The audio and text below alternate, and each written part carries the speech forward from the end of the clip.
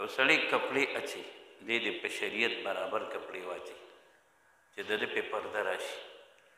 اوس بعضې خلک لامبي دوی لنګ والي د نارینه د نوم نه واله د کونډۍ د لاندې حصې پورې دا عورت دی، دا به پټ وي، دا به پټ وي.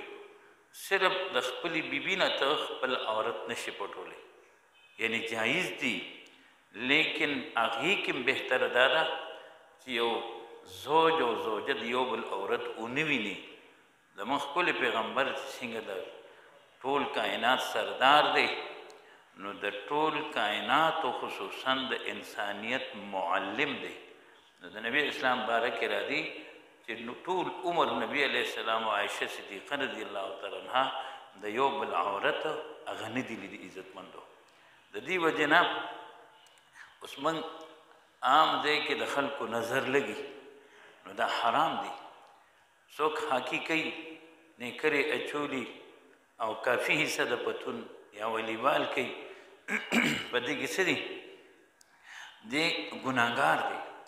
دارنګې موږ جامې اچو، دا د شریعت حکم دی، موږ ته پې الله پاک ثواب راکوي. زموږ د ښکلي پیغمبر تعلیم دی، د الله یو نعمت دی، موږ د هغې اظهار کوو.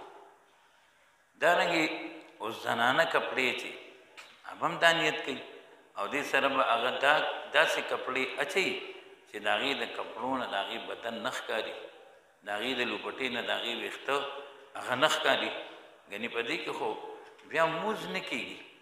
یا نن موږ وګورو ډېرې زنانه نوکونه په نیل پالش هغه سره کوي، د دې د لاندې اوبه نه ځي، نه موز کېږي نه غسل کېږي، بلکې داسې زنانه چې مړه شي نو اول به د هغې نوکونه صفا کولی شي.